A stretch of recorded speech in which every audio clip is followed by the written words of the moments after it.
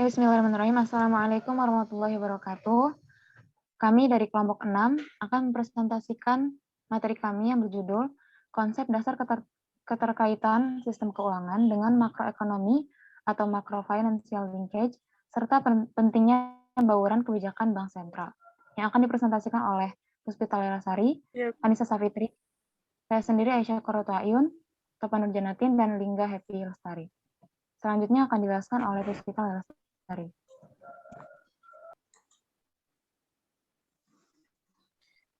Baik, sebelum krisis keuangan global 2008 atau 2009, fokus dari Bank Sentral di seluruh dunia adalah stabilitas harga atau inflasi di samping stabilitas nilai tukar.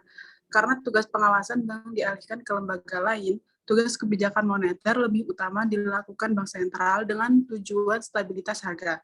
Dalam praktiknya, Bank Sentral menggunakan kerangka kebijakan moneter Inflation Targeting Framework atau ITF yang dianut berbagai negara maju dan berkembang. Pasca krisis keuangan global 2008 atau 2009, terdapat perubahan tujuan dan praktik kebijakan Bank Sentral. ITF tidaklah gagal, bahkan berhasil menurunkan inflasi, meningkatkan pertumbuhan ekonomi, dan menurunkan suku bunga.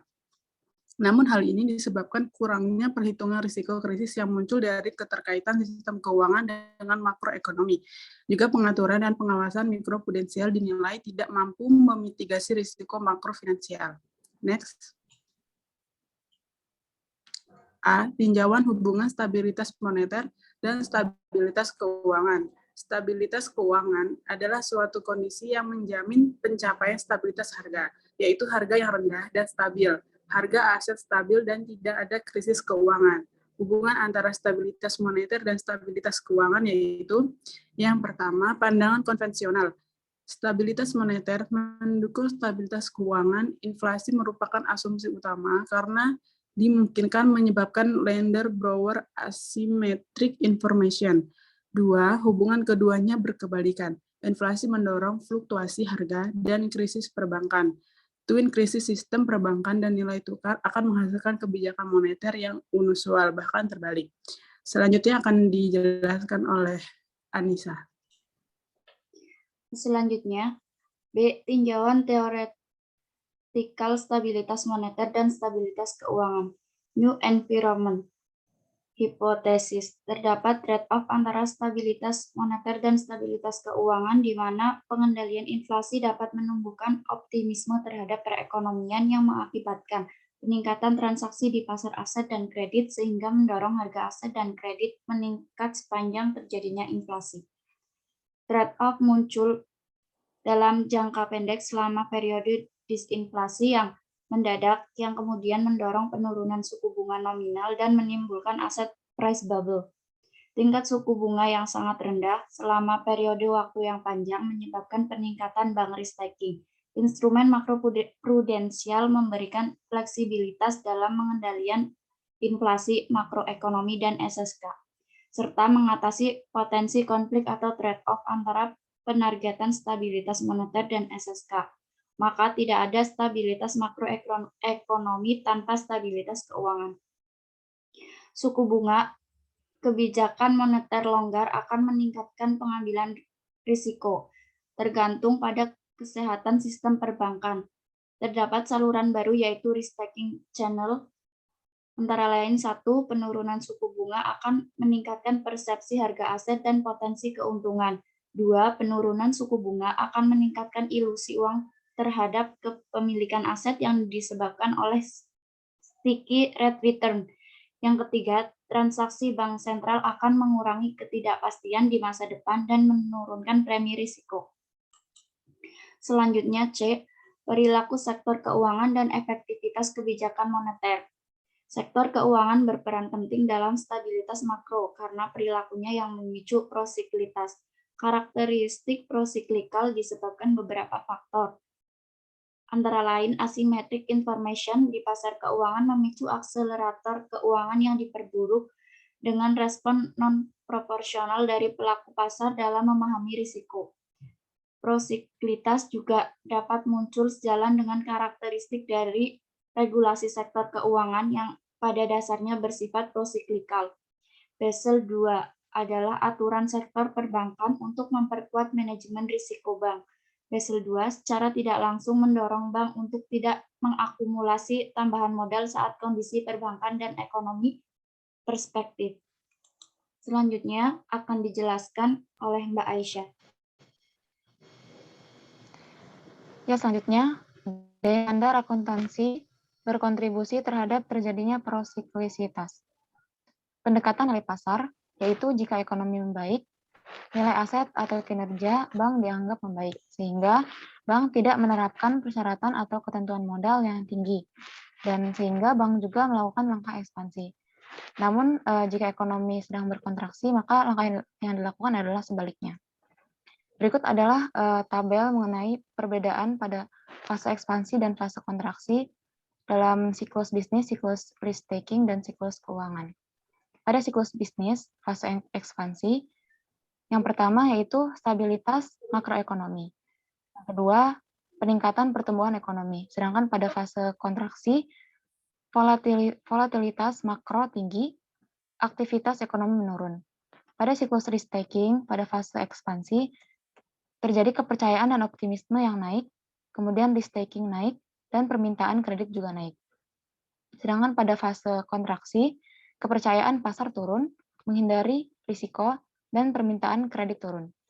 Pada fase keuangan, pada fase ekspansi, pada siklus keuangan pada fase ekspansi, yang pertama nilai risiko turun atau interest rate spread narrower, kemudian harga aset naik, peningkatan nilai kolateral, leverage naik, arus modal asing naik, dan perpanjangan kredit naik. Pada fase kontraksi, bank deleveraging, pengadaan kerugian pinjaman naik, spread suku bunga meluas, perpanjangan kredit turun, dan arus masuk modal turun. Next.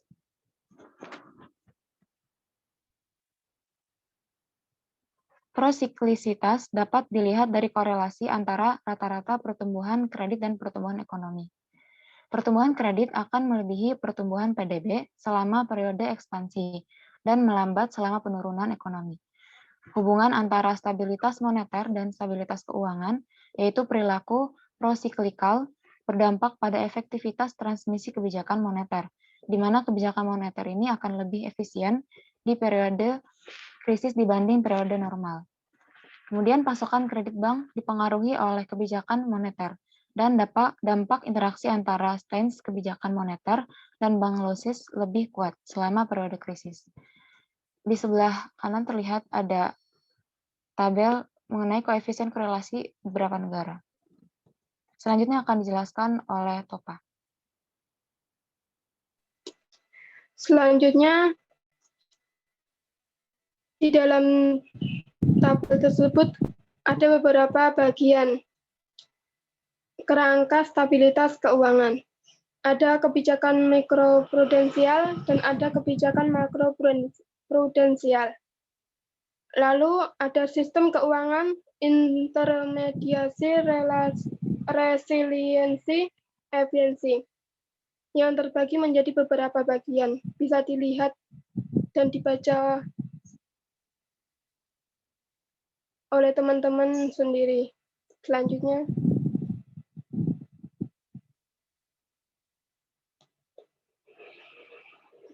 bauran kebijakan Bank Indonesia.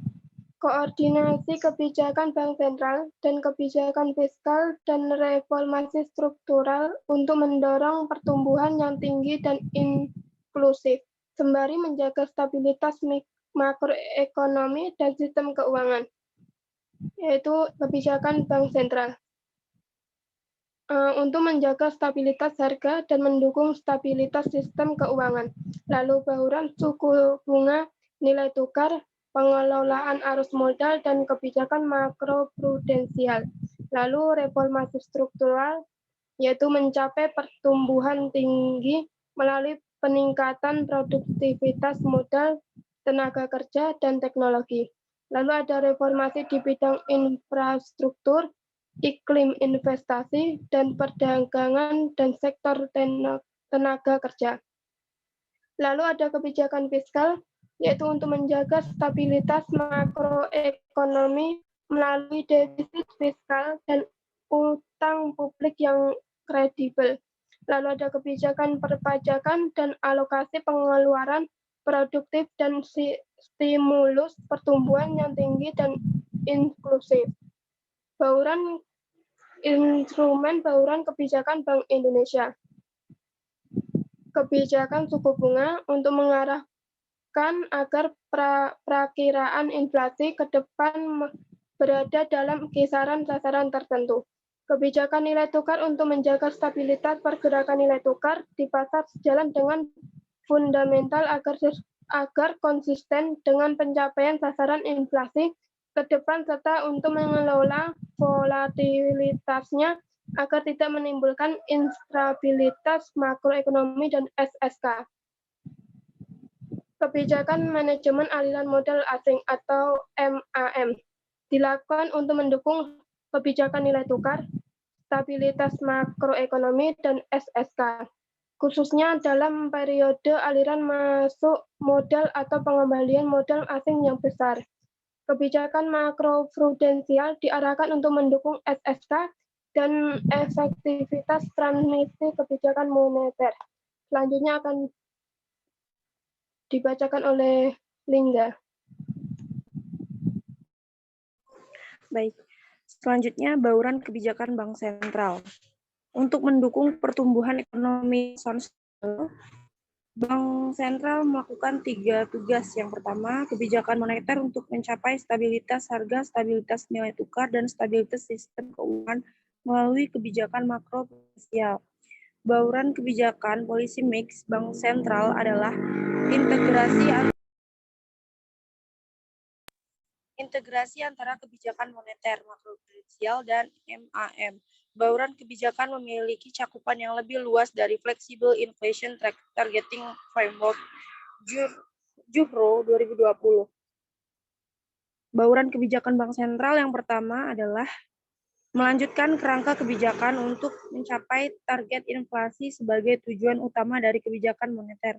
Yang kedua adalah mengintegrasikan kebijakan moneter dan makroprudensial. Yang ketiga adalah mengelola dinamika arus modal dan nilai tukar. Yang keempat adalah memperkuat strategi komunikasi kebijakan sebagai bagian dari instrumen kebijakan. Dan yang kelima adalah memperkuat koordinasi kebijakan antara Bank Indonesia dengan pemerintah. Kemudian konsep dalam bauran kebijakan Bank Sentral meliputi yang pertama, kebijakan moneter diarahkan untuk mencapai stabilitas harga dengan memberikan pertimbangan yang lebih pada harga aset finansial dan properti. Yang kedua adalah kebijakan makroprudensial mencakup pengaturan dan pengawasan terhadap lembaga jasa keuangan dari perspektif makro dan fokus pada risiko sistemik untuk menjaga SSK. Yang ketiga adalah manajemen aliran modal asing diarahkan untuk memitigasi resiko prosiklitisitas dan resiko sistemik yang muncul dari akumulasi utang luar negeri dan volatilitas aliran modal asing. Selanjutnya akan dilanjutkan oleh moderator. Terima kasih.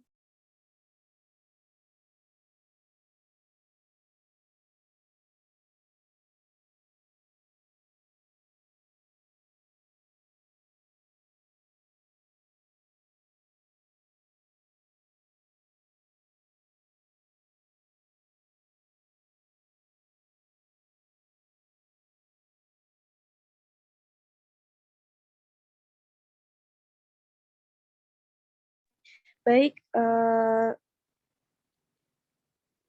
berikut penjelasan dari kelompok kami. Apabila teman-teman dan rekan-rekan sekalian punya pertanyaan atau ada yang ingin ditanyakan dan ada sanggahan, silahkan